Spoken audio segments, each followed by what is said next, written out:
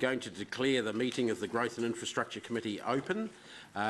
First item is apologies. We have apologies, I understand, from Councillor Young, Councillor Southgate, and for lateness from Councillor Pascoe. There is no others?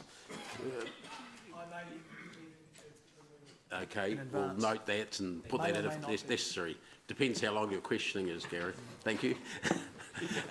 Okay, I'll move, and do we have a seconder? Seconded by Councillor Taylor, that the apologies be accepted. Those in favour, against, carried. Confirmation of the agenda, councillors. We're going to be jumping around a little bit today because we have, and you'll see on your run sheet, about 2/3 of the way down the front page, we've invited, at the bottom of the front page, we've invited different speakers to different items at set times. So we're going to try and get those items listed there as close to those set times as possible, so that we don't keep our invited speakers going on too long. So subject to what's on the run sheet here, I'll move that the agenda be confirmed, seconded by James. Those in favour, against, carried. Now, on to declarations of interest. I understand the Deputy Mayor has one he'd like to make. I declare an interest in that with regard to agenda item number 16. I happen to be resident in a nearby street. Okay. So that's item 16, land, So I just asked that. road stopping. I just request that be noted. Yeah. Okay, that's noted. So with that done, we're moving on to the public forum. Now, councillors, and public, we've got 5 people speaking on one subject. The Hillsborough Terrace road stopping issue. That's all going to be left to the end of this part. We've got 3 speaking before that on other items, and we're going to start with that shortly. But there is only 3 minutes each, and because we've got 8 speaking, we're going to take up, I know, all the half hour doing that. So if any latecomers, you're out of luck. Sorry, I presume that everyone else has seen Amy over there. Thanks. So we're going to start with Phil Evans. Phil's talking about on the update on the SPCA Memorandum of Understanding, which is in the General Manager's report. Thanks, Phil. You know how the process works, so fire away, and if you get within the 3 minutes, time for questions. I won't get within the 3 minutes. Thanks for the opportunity. Item 18, sorry, Phil. Item 18 it's not in the General Manager's report. Sorry, my fault. Off you go now. As everyone probably aware, I still have issues with cats on my property, but I have read through the report from Susan Stanford from Animal Control, and I think it's a really half-hearted attempt at trying to dissuade council from doing anything about the management of cats in Hamilton. Shortly, just after I spoke, presented back in February, the Waikato Times ran a poll, an online poll, relating to this issue, to which 18,500 people have responded. 85% of those want the council to be proactive in doing something about this. Only 15% said do nothing. And that's full containment of cats, desexing and microchipping as mandatory. So that's 85%. That's quite significant. A couple of things I want to point out about the report from Susan that I think are just quite extraordinary. Councillor Bunting is going to carry on during the item later on to ask some questions. Because of the report, I don't believe is very, very good. A couple of things. There's no data regarding the handling of cats at the Animal Control for the last 6 months.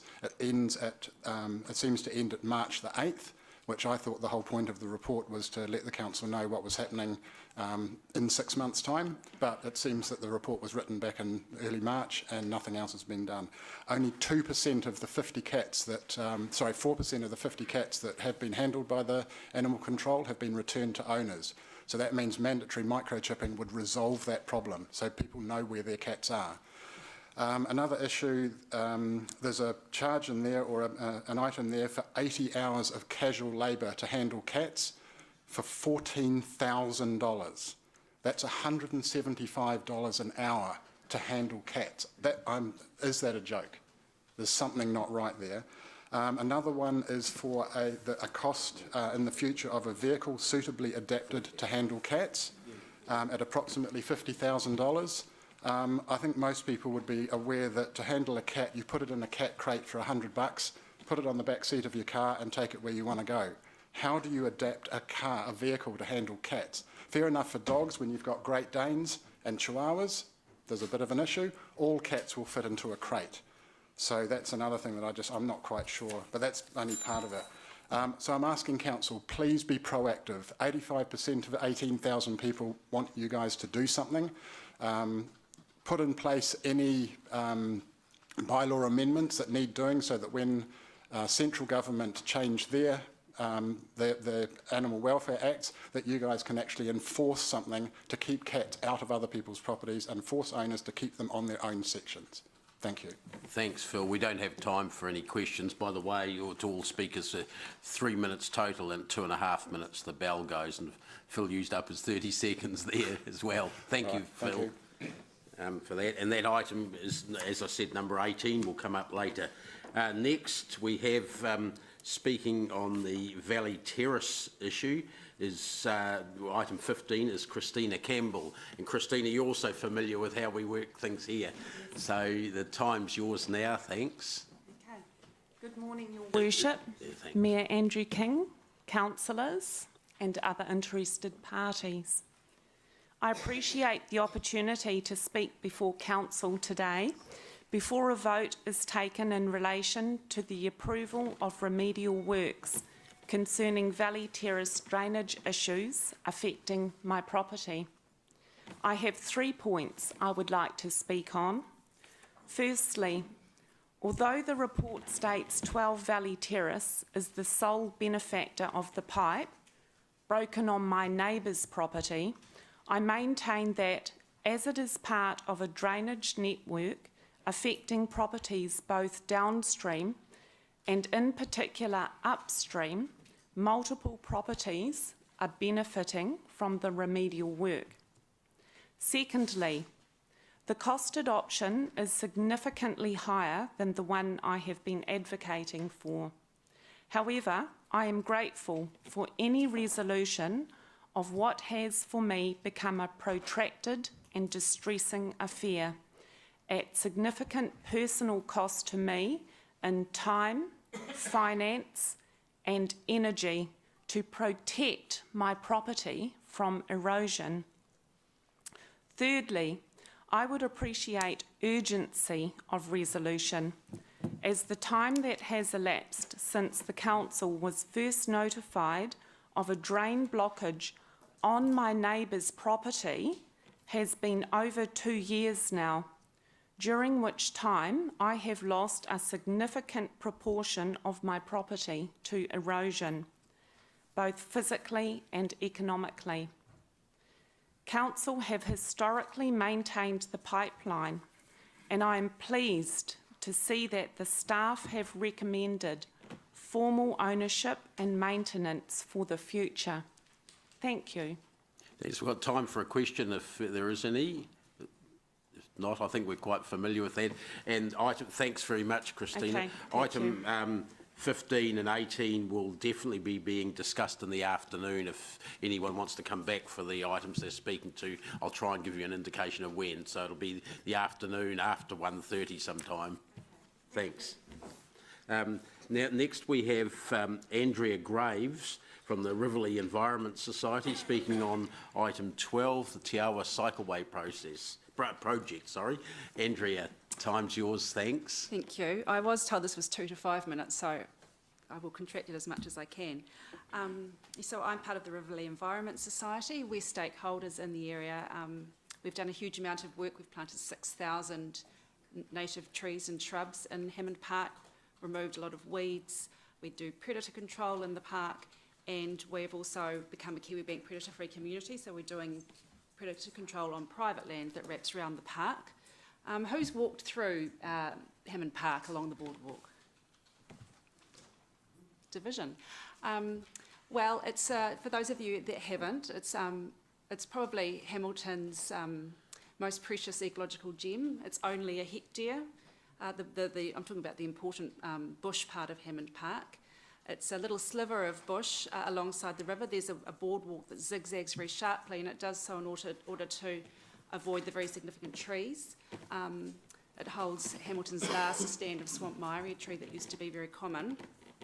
These are stunning trees. They are absolutely festooned with perching plants and vines, and they are each one's like a little city supporting its own community of insects and plants and birds. It's also a very important historical area. There's a couple of past sites there, and Ngāti Wairere ancestors lived there. They gardened, they hunted, they gathered, and there's some wonderful stories to be told about that, and that's something our society is looking forward to doing more of. We've been really concerned about the prospect of a cycleway going through there, particularly if the boardwalk needed to be widened, which was the initial proposal. What's happening now, we understand, is that the proposal is for a narrow boardwalk, the boardwalk to stay utterly as narrow as it is at the moment, with no change, and for it to be a dismount-only section for cyclists. That's great recognition of the ecological value of the area, which is also written into the District Plan and the Reserves Management Act. But we have a couple of concerns. Will people dismount as they're asked to, and what will happen if they don't and there's a crash? Will there be emergency widening works for safety? And just because this is Hamilton's most biodiverse, ecologically precious fragment of bush, we really don't want, in this case, safety trumping conservation in the future. I think I'll stop in case there's questions. Okay, we'll open it to questions, and I might say this item is expected to be about 1:45 that we're actually hearing. If you did want to come back, Andrea. Questions, Councillor Bunt? Just very quickly, thank you. There are gates at either end, aren't they, so they'd have to dismount. Then they probably couldn't. Sorry, Mark, can you speak into the speaker when you, sure, when you're all councillors when you're asking questions? Yeah, I'm a bit novice with microphones. Sorry. There are gates.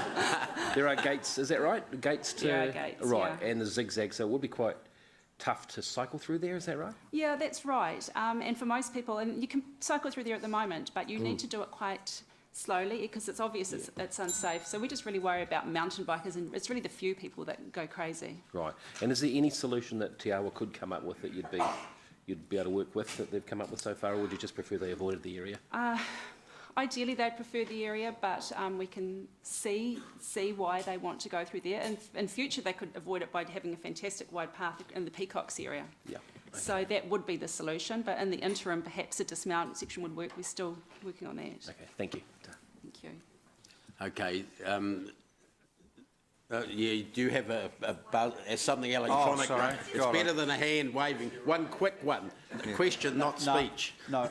Is there any sort of further design work, and I have been through there and I've walked, but, with the gates and stuff, that could literally make it physically and, practically force any cyclist to stay dismounted through that area? Well, it also needs to be suitable for people in mobility scooters and for buggies to be pushed along, so we're a little bit constrained by that. And Te Awa have come up with a couple of options, and I think that we all know that they're not brilliant at the moment, but there might be some clever thinking that can be done. And without putting words... Sorry, Martin, that's all we've got time for. We've got a very busy day, and we will be discussing that particular aspect later. Yeah. Okay. Thanks, Andrea. Thanks, everyone.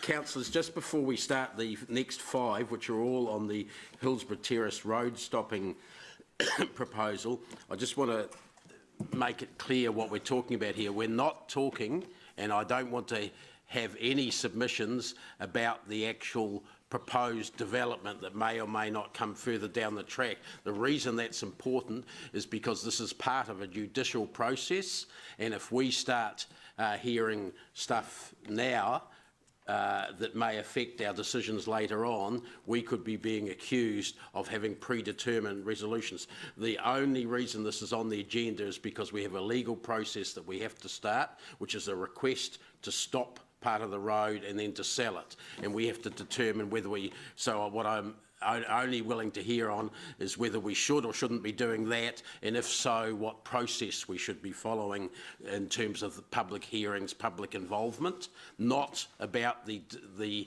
actual development itself. And that's important for both the submitters and the councillors in their questions. There will be an opportunity later on if we did decide on a road stopping process and with the public involvement, and we decided to proceed with that, there would be an opportunity to discuss the actual development in front of a full hearing.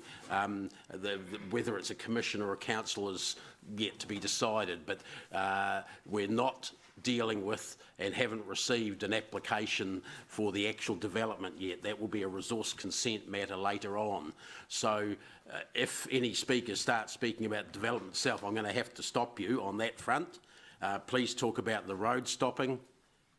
You say what you like about that and about the process that we should be following to hear it if we go down that track. So with that proviso, I've got Sarah and Luke Mercer first. Thanks. I understand that's been explained to the people that pre-booked in too, by the way. I'm not sure about those who haven't pre-booked in. So the time's yours, Sarah and Luke, whichever way you want to do it. Thanks. Good morning, councillors. My name is Luke Mercer. I'm a homeowner and a resident at the property immediately adjacent to the land currently owned by the Martin Trust. I'm Martin Trust, and I'm strongly opposed to the council's proposed road stopping and the sale of land to the trust. I accept what you're saying. My concern, and I'll try not to address what you're talking about, but my concern predominantly is that when I bought my property 3 years ago, I was aware that there was an empty, undeveloped lot adjacent. And I was reassured by the size and the topography and the shape of it that it was very unlikely that anything could be excessively developed on that. My reassurance, therefore, was that the beautiful views that I enjoy would remain intact and therefore remain a significant added value to my property.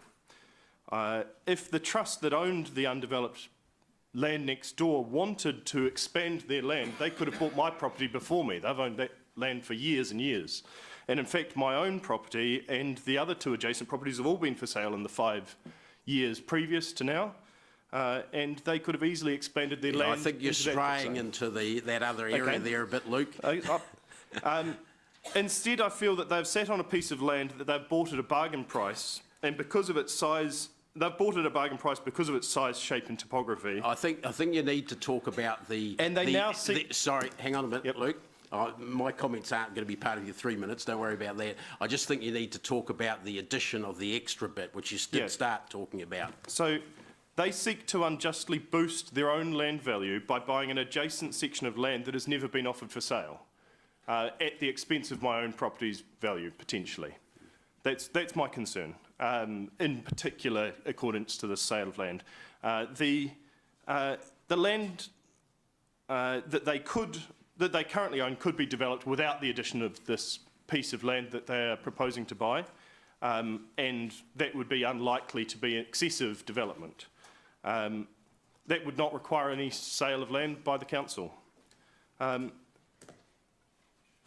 Yeah, I guess that's my summary, is that I believe that the sale of the council land in this case, this is land that should be available to be used by all parties, is only going to benefit one party at the expense of other neighbourhood parties. Thanks. Sarah, did you have any? Just that, as we go forward with this, we feel that we do have a real interest in this and that we need to be talked to, that we need to be approached and be a part of this decision because it really does affect us. Thanks very much. And look, thanks for trying to restrict yourself there. It's not easy, I understand. Councillors, additional to the report later, I've asked staff to prepare us a set of bullet points which will come around there, not for discussion now, but in later, and we make that available to the public as well, about the type, what's involved in the consultation process, which goes to Sarah's last point there about keeping the public opportunity to be involved open. So we'll discuss that when we come there, because I think that's an important aspect of this as well. So you might like to get a copy from staff after this part finishes of that. Thank you. Thanks very much. Mr Chair, just which property is Luke and Sarah's? We're number 7. Number 7. So we're the one with the pool that you can see. Yeah. Thank you. That might be quite a good idea, that everyone coming up identifies which property they have if they're one of the people in the area. Thanks. Thank you. Thank you. Thanks a lot. Okay, we've got Brad Chibnall next. Oh, there you are, Brad. Hi. I think you're probably familiar with this process. Enough, close enough. Except to say you've taken away about half my argument, so I'll try and sort of stick to what you've asked for. I'm a near neighbour, just laying it out. First of all, my first point is that the proposed land that was recommended for sale is not zoned for residential development, so I would argue that any proposed development is non-complying by your own rules. I would also ask, why is this land being recommended for sale to one particular party? Why is it not a publicly contestable, done in a publicly contestable forum? Perhaps there's a group of neighbours that want to start a crowdfunding type of arrangement. So I think that's premature. Thirdly, why would you sell the land to a developer when there is actually no firm proposal on the table, when you don't actually know what he's going to do? I think that's a fairly sort of fair question. I think, Andrew, you opposed development on green space during your campaign. I think down by Ferrybank there was a proposal for some development of apartments down there. So I hope that you're sort of consistent with your decisions on this sort of thing. And whilst on your minutes it's all described as a road, in a practical sense it's actually a green space as what we view now, I would just request at a very minimum that councillors just go and eyeball the space, have a look at it firsthand before you make any decisions to sell a piece of land when we don't even know what's actually proposed for the land. I think this is way too premature. That's my lot. Thanks, Brad. Just one point on your early point about why not an open process. Any person at all is able, under the law, to come to the council and request that they purchase a piece of reserve, and we have no choice legally but to start the process at that point. I know it's to the layperson it appears like you've described, but we as a council have no choice but to entertain that, if you like. Absolutely. But the recommendation is for you to actually sell it to this person, and I'm saying don't go down that track. If you decide first of all you are going to sell it, then I would argue make it publicly contestable, in which case Mr Martin could have a fair crack of it along with anyone else. If you even get to that point. I hope you don't. Thanks very much. Okay. Sorry. Andrew, just please, councillors, just press the button. Yeah, but you can. Person live? Sorry? Where do you live? I live in Anglesey Street, not too far from there, but certainly not an immediate neighbour, probably sort of 10 houses away type of thing. Thank you. Yeah, thanks very much. All right. Okay, thank you, Brad. Next we've got, I'm trying to read your writing here, Amy, is it Jim Wheeler? Is that Jim? Yeah, thanks. Thanks, Jim. You've seen how it works, so time's yours, thanks. Good morning and thank you for this opportunity. First of all, if I could make it clear, I'm here in my capacity as a private ratepayer. I live at 9 Anglesey Street, which is immediately adjacent to the proposed development or the proposed sale of land. I bought my house where I live with my family 2.5 years ago. I understand that the Martin Trust owned their land prior to that. I mention that because, as previously stated, Mr Martin has had ample opportunity of buying other land if he thought that the land he currently has was not a viable option to build on.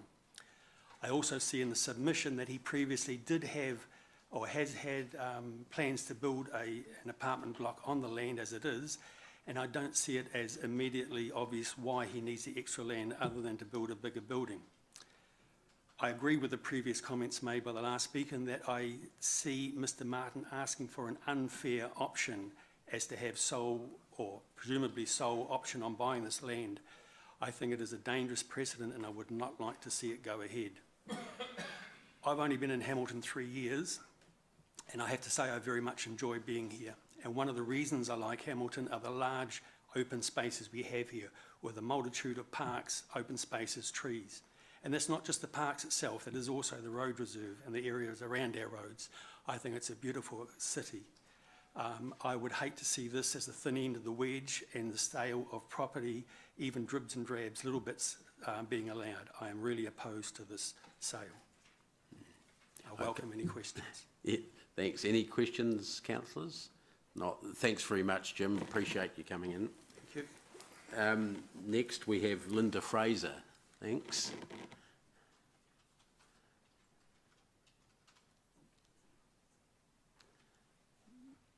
Thanks, Linda. Marina Council. I live at Hillsborough Terrace, 31 Hillsborough Terrace. There's that new development that's down there that's just about complete. It's numbered 31 to 35 Anglesey Street, but it is actually up to 2 Anglesey Street. My husband and I both believe that the council land is for enjoyment and use of ratepayers, not for the benefit of developers. If council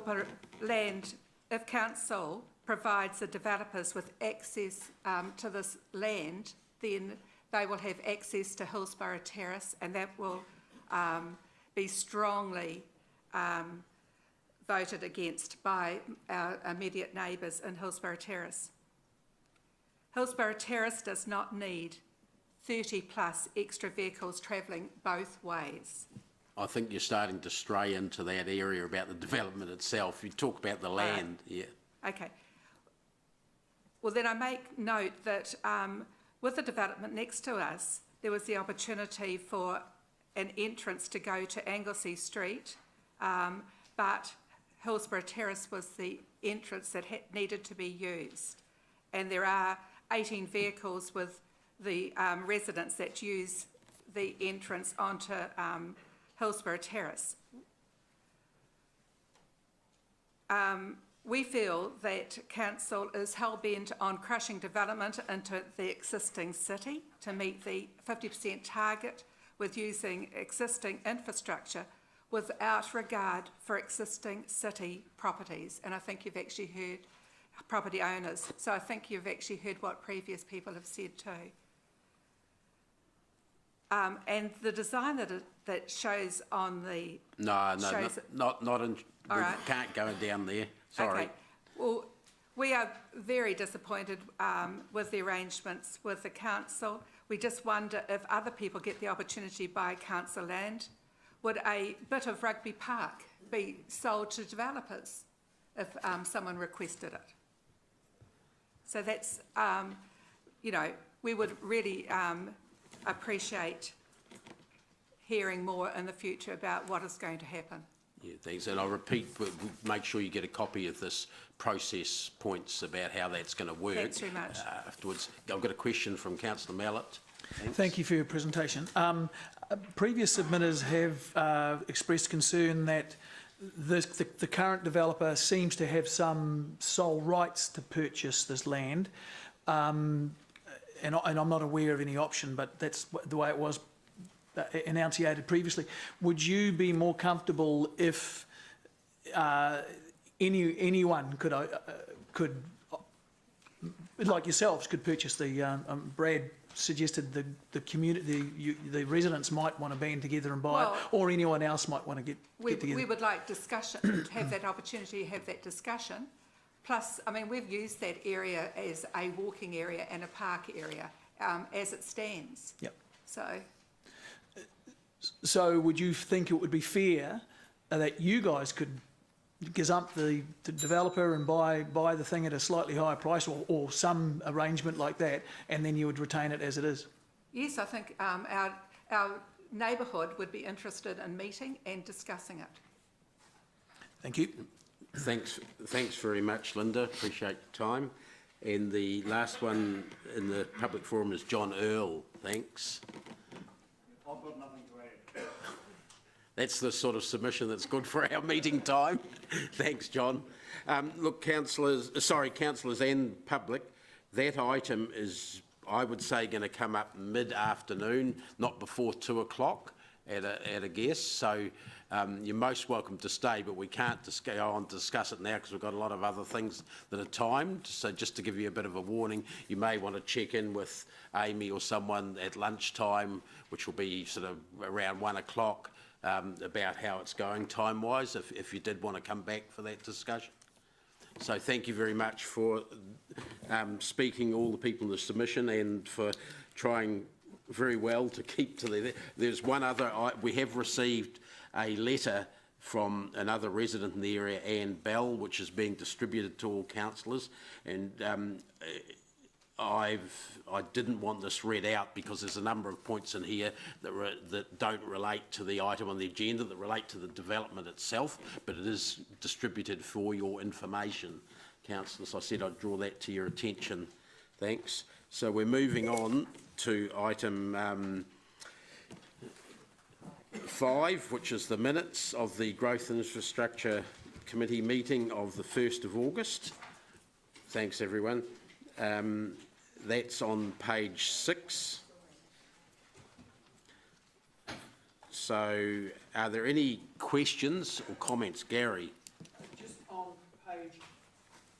on page 8 of the agenda, talking about the boy races, and it discusses some of the commentary. One of the things I think that was really pertinent was that we did all agree that what they were doing was illegal. That is not noted in the minutes. Yeah, I guess they thought the inference was by involving the police that was there, but it doesn't hurt to, it was certainly said at the meeting. Well, I just think that was a material comment that needs to be, you know, they're not doing something within the law, they're doing something without the law. It was an opinion expressed, which I think that But it's a fact, though, isn't it? Hang on, Gary. Let me finish. I think it's legitimate to have opinion. That whole section was an opinion, really, because we weren't ruling on matters of law or anything like that. People were expressing their opinion, and that was a strongly expressed one at the time. I do recall. So I think it's fair if we just add that in an appropriate. Just that it was noted that the activities were illegal. Or something like that. That some of the, I don't think there was, I think there was agreement that some of the activities were illegal, not all of it. People congregating in cars parked on the side of the road isn't in itself illegal. So I think there was a distinction drawn at the meeting, Gary. But we need to be real about what these kids are doing. Yeah. I do happen to have seen the police quickly getting people out of that area and across on the other side of the river too, where the next place they go from there. So they've been quite proactive in that area in recent month or so. So we're going to add that bit, Amy, just somewhere appropriate into that paragraph about that being the illegality of some of the actions being expressed at the meeting. Are there any other queries on this? If not, I'll move and seconded by, Angela, sorry. You know I always use the technology. Yeah, you're good. Thanks, Chair. Just a question to the CE again on page 13, the local alcohol policy. I asked at the last meeting, had we written the letter and you were going to follow up to the Minister of Health? Were you waiting for a new Minister of Health, were you? No, my understanding is, I need to check with the Mayor, it was the last we checked in was that it was sitting in the Mayor's office, but that was directly after that. It may have gone by now. Yep. Justice and one to the Minister of Coleman, I think. Yes. So. Okay, so that's 2 meeting cycles to send a letter.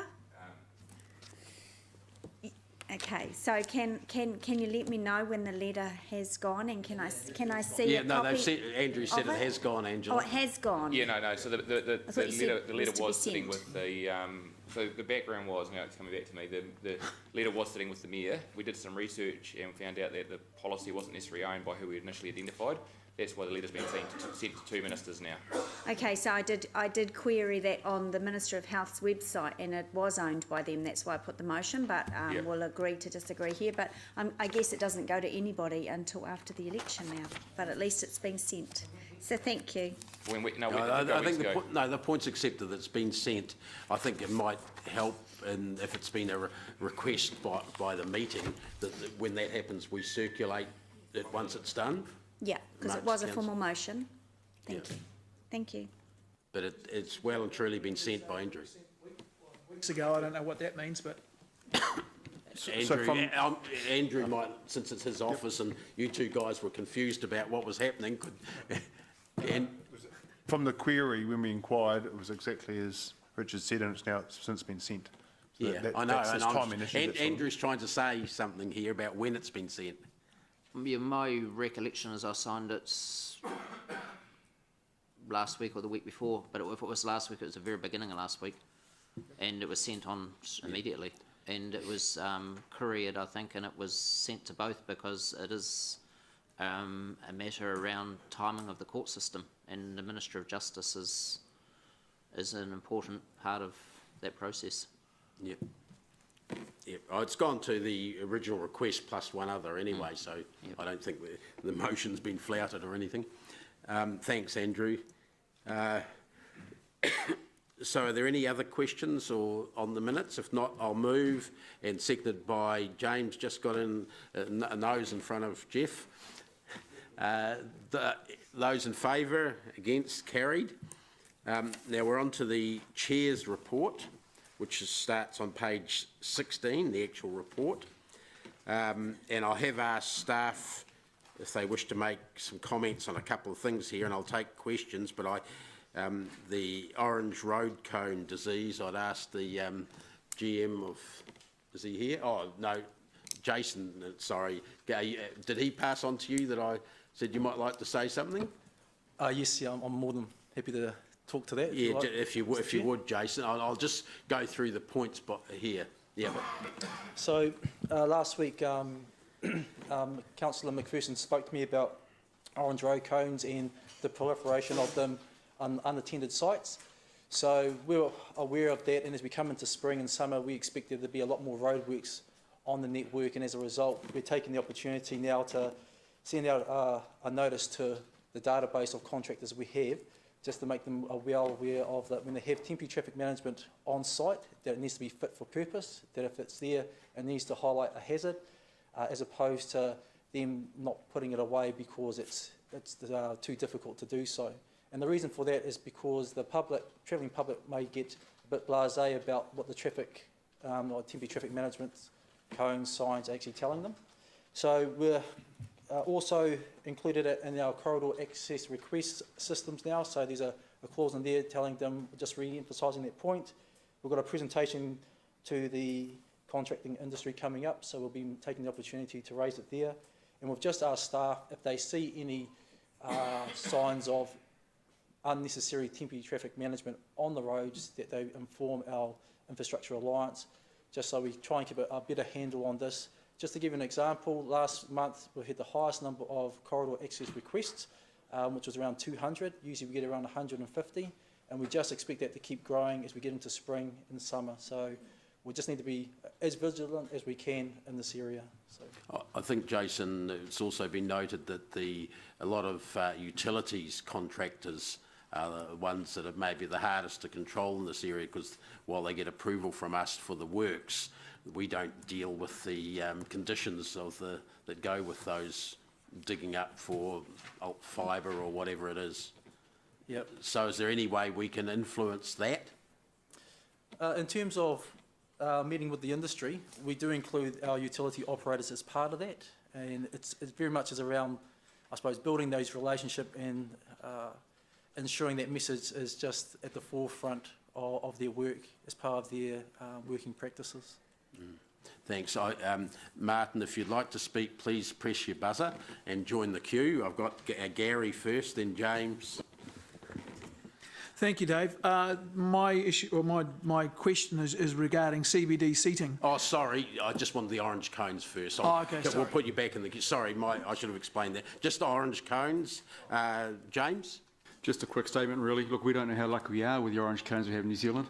When you look at it, if you've been overseas to places like India where they do road maintenance and everything else and contracting work, they don't have that sort of thing. And it's pretty dangerous. They use people as like human speed bumps. So, you know, I think the orange cones is no problem with them.